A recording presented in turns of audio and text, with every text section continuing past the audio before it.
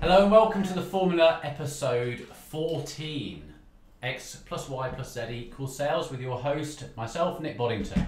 Today we're going to be talking about the cold call. In fact, over the next few episodes, 5 or 6 episodes, we're going to be talking about different elements of the cold call. And we're talking about the initial cold call. You've literally got some prospect data and you're calling it Scott 3.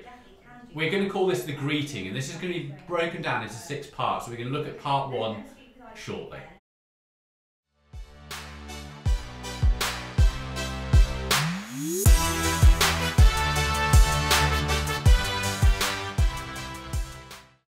Hello and welcome to the Formula X plus Y plus Z equals sales. I'm your host, Nick Boddington.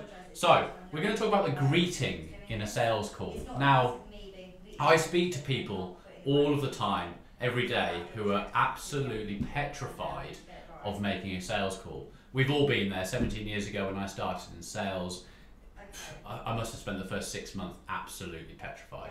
Now, as you get better at it, you're actually starting to find it quite fun.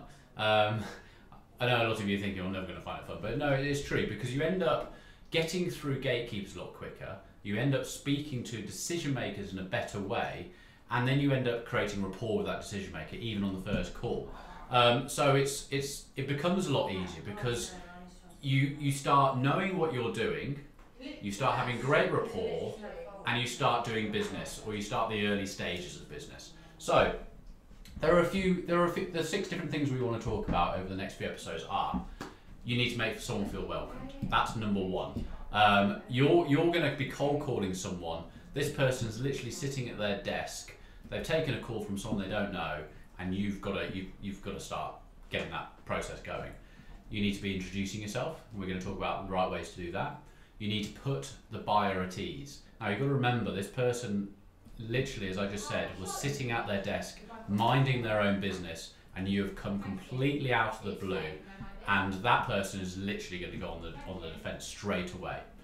You've got to find some common ground with someone, and you've got to differentiate yourself from your competitors. The chances are that these people are getting inundated a lot by cold calls, by your competitors, especially if you're coming from some lead generation. So like Google AdWords, for instance, that person may have gone to 5 of your competitors. I know that's not so much a cold call, but you've got to look at these things in the same way. You are going into that call, and that person doesn't know you from Adam, and you've got to treat it in the correct way so that you get that, put that person at ease, and create a rapport and allow that conversation to flow.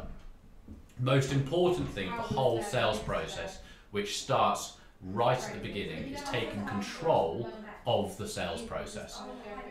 This is well, we're going to go into this, is going to be one of the later episodes of this, but this is really, really important, because if you don't take control of the sales process, that person is basically telling you exactly what they want or what they don't want, and you're just acting like a dog following them around. You can't do that, and I'm not talking about manipulation. I really don't agree with manipulation in a sales process, but it's creating the rapport, and it's not just talking about football or rugby or whatever you're going to be discussing. It's creating rapport and talking about business. This is what I find. I think there's 2 different sides of rapport. I think there's rapport once someone has created a relationship with you, once you've created a relationship with them, usually after the sales process. And 2, there's the rapport during the sales process up to a close. I think they're 2, I wouldn't say completely different, but I think they're 2 different rapport stages at different stages of the process. And I think it's really important that you look at those.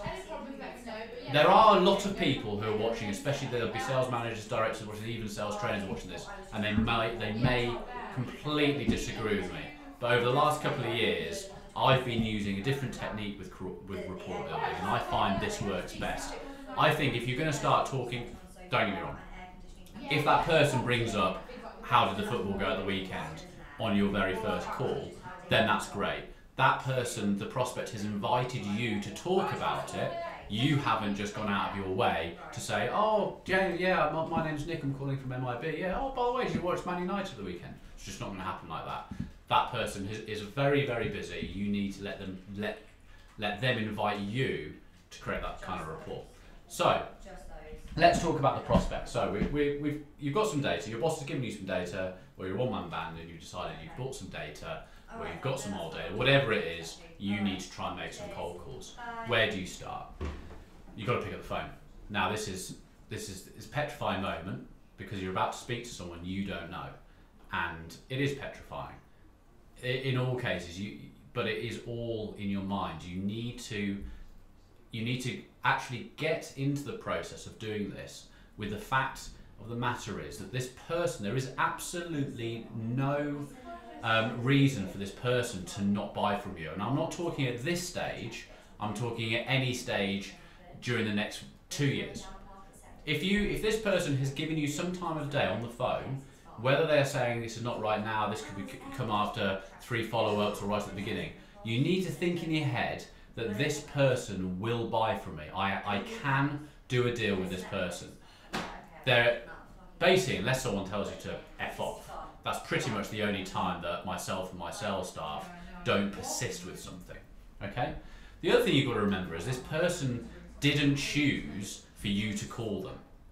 So they are going to be defensive, they are going to be telling you to go away, but these are just defense mechanisms to get you away. They're not interested, they're on their PC doing some work that's busy, keeping them busy. Their boss has said, I need this report by end of play. Whatever it is, whether these things are true, I know this for a fact because I've been sold by some great people, some people that I'm still in business with now as our suppliers. And trust me, you can ask people I work with, I won't take calls. I mean, I've got call, even if I've just got a telephone number, the chances are, unless they leave a message, I won't call it back, simply because I'm extremely busy and I don't know what that call's going to be regarding. It could be a cold call. So you need to, you can think of it as the way as treating all of your prospects as a future buyer. This person will buy from me. I have enough reason to believe this person will buy from me. Okay? So one other thing you remember is that they're only interested in themselves. They are not interested in what you've got to offer. Now this makes it very, very hard to get across. So if you're going to pick up the phone, get someone on the phone, and then just talk about yourself, they're not going to be interested. At one bit are they going to be interested, because they only care about themselves. Okay? People buy from people, but you've got to get to that point. You've got to have conversations with these people. You've got to have rapport. You've got to have an interest in what they are doing as a business and what will progress that. Okay? So these are the fundamental basics. You need to understand that they only care about themselves. They're extremely busy. They are going to be on the defensive, and they are going to come back to you with many, many reasons as to why they're not able to take this call, why they're not going to speak to you anymore. They've already got the product, they've already got the service, they're already using your competitors, they haven't got the time today, they do it but they want to buy in 3 months' time. Can you call them back in 6 months? You need to be prepared for those defences. Don't go into the call and stumble by that person coming back with an objection, and you turn around, okay. You need to know that that person is going to do that. You're probably going to call 16 people on average. I mean, I don't know exactly what the average can vary. But let's say it's 15, 16. You're going to do 15 or 16 cold calls before you get past a gatekeeper and speak to someone. Even if you get past a gatekeeper all the time, for the fact that person's actually going to take your call is very far and few between. That's why we say that you need to make a high level of calls a day to actually have conversations with people. That person, you've got to that stage, they've taken the call, God, they don't want to speak to you. Unless, what are you going to say? You're going to talk about yourself? It's not going to work. So you've got to remember that that person is going to be defensive, and they're going to tell you a million reasons why they don't want to do any work with you and why they don't do this. Take it all as just reasons for their defense. Still think that there is an opportunity to do something with this prospect and make it into a client. We haven't even started the questioning stage yet and trying to build up what I class as the first stage of rapport. Okay? That's going to come in episode 15 when we talk about what to do once you've got someone on the phone and how to deal with some of these objections. I'll see you next time.